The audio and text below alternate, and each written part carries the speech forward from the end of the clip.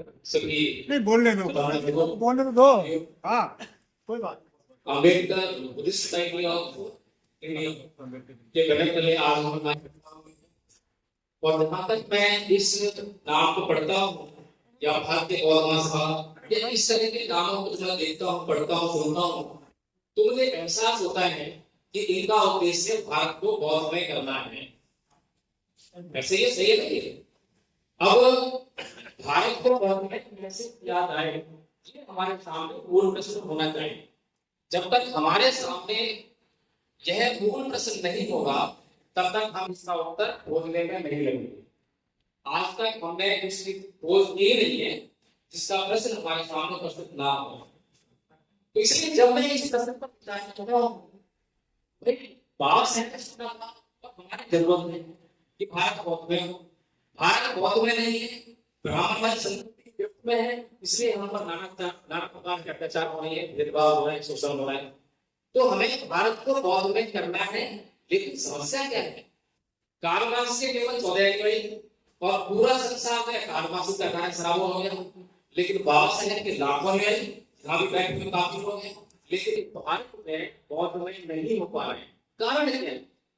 अगर मैं कारण पर थोड़ा सा विचार करना चाहूँ तो मैंने आदरणीय अपने समुदाय में जो उन्होंने 1 घंटे लगभग बोले 35 पॉइंट नोट किए और 35 पॉइंट में से एक पॉइंट भी बौद्ध धर्म के बारे में नहीं है। अब बताइए बौद्ध धर्म का प्रचार करने के लिए किस बात की जरूरत है? अगर हमें हिंदू धर्म का इतिहास की जानकारी हो जाए तो क्या भारत को बौद्ध में करेंगे? कितने लोग आते हैं? अगर हमें हिंदू धर्म का सारा इतिहास मालूम होता है, साहित्य का कहानी होता है, साहित्य का मालूम होता है, क्या बौद्ध को प्रचार हो जाएगा? और अगर हमें हिंदू धर्म की कोई कथा मालूम हो, कोई कथा नहीं मालूम हो, लेकिन बौद्ध धर्म के बारे में सारी जानकारी है, तो क्या भारत को बोलेगा? तब हो जाएगा।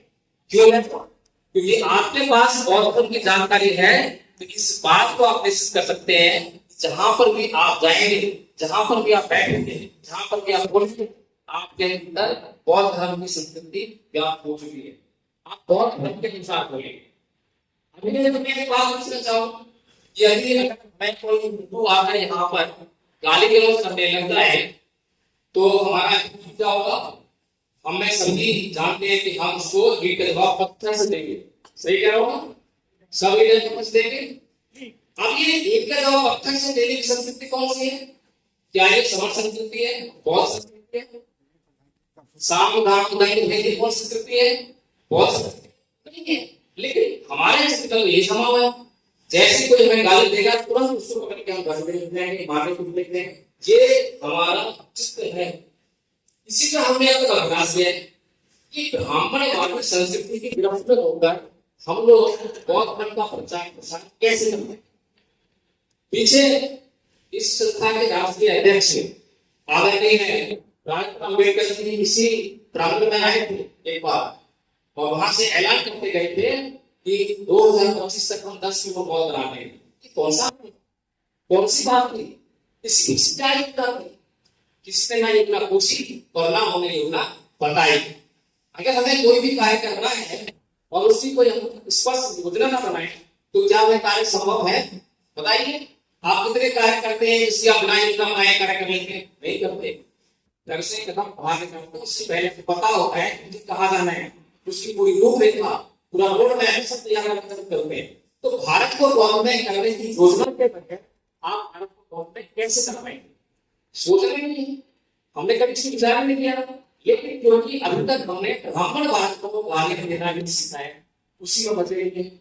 उसको गाली देते हैं तो इसको सुनते हैं तो बड़ा आनंद आता है, बड़ा मजा आता है, व्हाट्सएप पर फेसबुक लगाता है। लेकिन भगवान बुद्ध का धम्म क्या है, इसकी तरफ हमारा बुद्ध है। अभी आदरणीय बुजुर्ग महोदय यहाँ पर आए थे, कुछ कहने का प्रयास कर रहे, बहुत अच्छी बात है। लेकिन तो कहने का तरीका कितना अच्छे से हुआ था, कितना विरोध समाया हुआ था, समता नहीं। जब तक हम समता को न समझेंगे, समता क्या है, कैसे हमें व्यवहार करना है, आपस में कैसे व्यवहार करना है। संस्थाएं बहुत बनी है, संगठन बहुत बने हुए हैं और लगातार लड़ाई अखाड़े आपस में लड़ाई। किस बात के लिए लड़ेगा भाई? कोई अगर समस्या है तो भगवान बुद्ध का भिक्षु संघ आपके सामने एक प्रेरणा के तौर पर मौजूद है कि किस प्रकार से भगवान बुद्ध भिक्षु संघ में किसी भी समस्या का निदान करते हैं। आपको नहीं करते?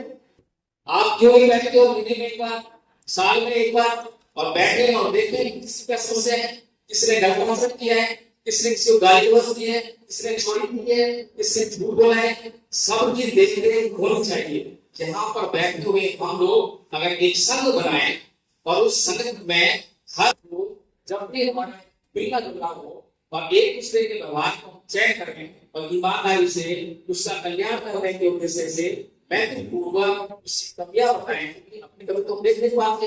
हम जो व्यवहार कर रहे हैं, हम जिस भाषा का इस्तेमाल कर रहे हैं, वो तो हमें सही लगती है क्योंकि हमें बचपन से ऐसा ही अभ्यास हुआ है। तो दूसरा ही देखेगा, दूसरा ही बताएगा भाई आपने जो है इस तरह से बोला है गलत है। जैसे कि मैं आ रहे हैं पूजनीय हमारे बुजुर्ग बैठे हुए हैं, उनको नहीं लगा वो किस प्रकार से बोल रहे हैं, उनकी भाषा कैसी है, लेकिन हमने देखा और हमने समझा, हमने बड़े आदर सम्मान के साथ उनको बताया आप जो है किस नाम में बोल रहे थे, उन्हें समझ में आया हाँ जो बोल रहे सही कह रहे हैं।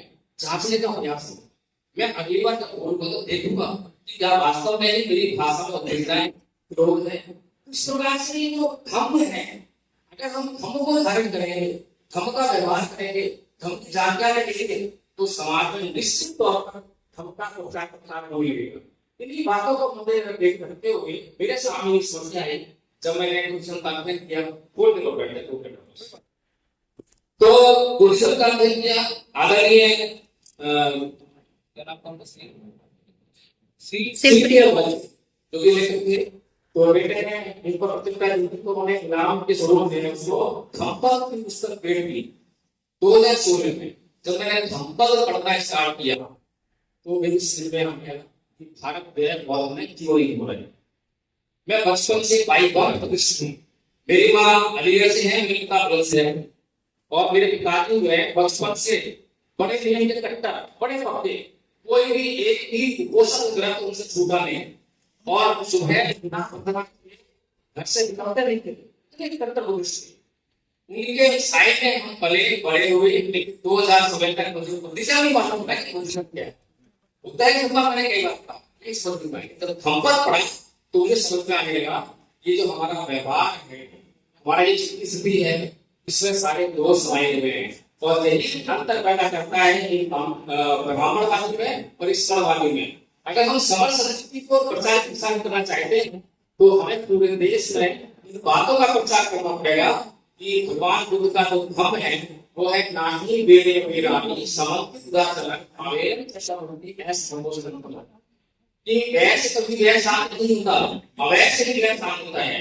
और दुनिया का कोई भी व्यक्ति, चाहे वो मुस्लिम हो, हिंदू हो, ईसाई हो, इस बात से कभी इनकार नहीं करेगा।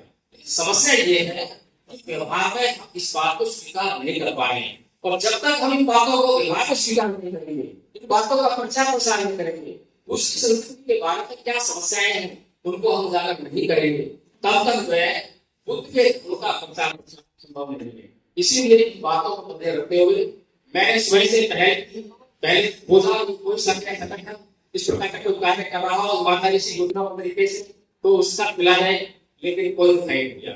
इसलिए धम्पद संकल्प पान किया गया और धम्पद संघ की पूरी योजना बनाई कैसे हम लोग जो है लोग बौद्ध बनाएंगे और कैसे भारत को बौद्ध करेंगे। तो धम्पद संघ जो है 3 वर्ष का कोर्स आया, प्रथम वर्ष, द्वितीय वर्ष और तृतीय वर्ष।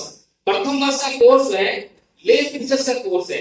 बाबा साहब डॉक्टर भीमराव अम्बेडकर 19 जुलाई 1954 के अपने भाषण में जो रघुवर में उन्होंने दिया था उसमें लिखते हैं कि इस प्रकार से भारत को बौद्ध किया जाएगा। वो वहां पर लेख टीचर्स की बात करते हैं, इंग्लिश में तो लेख टीचर शब्द इस्तेमाल किया है। बाद में उस लोगों ने उसको बौद्धाचार्य शब्द बना करके प्रचार किया। हमने उससे धम्माचार्य बनाया। धम्माचार्य होता है हमको सिखाने वाला। जो प्रथम वर्ष का जो कोर्स था जिसने वो कोर्स कंप्लीट कर लिया वो प्रथम वर्ष का धम्माचार्य। इस प्रकार के धम्माचार्य हमारे पास आज 7 वर्ष की आयु से लेकर 60-65 वर्ष की आयु के 50 धम्माचार्य हमारे पास आज मौजूद है। और जो लोग धम्माचार्य बने धम्माचार्य वे लोग कोई मजदूर है, कोई नया काम करता है, सारे पढ़े लिखे नहीं है। और इसलिए हमें कोई कंडीशन नहीं रहती कि धम्माचार्य बनने के लिए आपको क्या होना चाहिए, कोई जरूरत नहीं है। केवल अपनी स्वीकृति दीजिए, बाकी सारा हम करेंगे। ऑनलाइन मीटिंग लेकर मैं उन लोगों को बोल रहा है, कोई उत्तर प्रदेश से है, कोई बिहार से है, कोई नागपुर से है, विभिन्न जगहों से लोग हैं और वो 50 मैंने केवल अपनी तरफ से 4-5 लोगों को ट्रेनिंग किया, 4-5 लोगों को बता रहे हैं। उससे बाद बाकी कितने कर्मचारी आए हैं वो सारे के सारे 4-5 लोग आए हैं और रोज सुबह 5 बजे से लेकर 8 बजे तक 9 बजे तक, मैं को 3 बजे से लेकर 5 बजे तक और रात को 8 बजे से लेकर 11-12 बजे तक ट्रेनिंग चलती है। और जैसे जैसे हमारे पास ये कर्मचारियों की संख्या बढ़ेगी, हम इस स्कूल को, ऑनलाइन स्कूल को 24 घंटे शुरू कर देंगे और ये इसका पहला स्कूल होगा जो खुद के ट्रेनिंग 24 घंटे करा रहा होगा, जिससे बाद जब समय हो, जब बोलिए, जब सीखिए और सिखाइए। इस प्रकार से एक मुहिम शुरू की है भारत को गवर्नमेंट करने के लिए। अगर आपको लगता हो कि ये योजना सही है, इस योजना पर चलकर जो है हम लोग आपको बहुत में कर सकते हैं, तो जरूर इस पर थोड़ा सा ध्यान दीजिए। और दूसरे प्रथम वर्ष का कोर्स केवल 4 वीक का है, वो आपको मैं दे दूंगा। दूसरे वर्ष का कोर्स संस्कारकर्ता बनने का कोर्स है। बाबा साहेब लिखते हैं कि संस्कारकर्ताओं के अभाव में भारत से बहुत आसानी से। फिर तीसरे वर्ष का कोर्स है वो बौद्ध विद्वान बनाने का कोर्स है, यानी कि स्वराज स्टडी करनी है। वो सभी धर्मों का तुलनात्मक अध्ययन करते हुए बौद्ध धर्म के जो मूल रहस्य है, प्रवेश सिद्धांत है, जैसे अपोहलाद है, शून्यवाद है, इन सभी सिद्धांतों को इस तरह से अध्ययन करके समझ रखकर लोगों को जो है और समझाने की बेहतर समझ लगा, क्योंकि बहुत विद्वान बनाना तीसरे वर्ष का कोर्स है। इस प्रकार से 3 वर्ष का कोर्स बनाकर हम कर सकते हैं अपना दिन प्रतिदिन जो है भारत को बहुत में बनाने की दिशा में अग्रसर है। आप सभी ने मेरी बात को ध्यान से सुनी, इस बात के लिए बहुत तहे दिल से धन्यवाद। जय हिंद।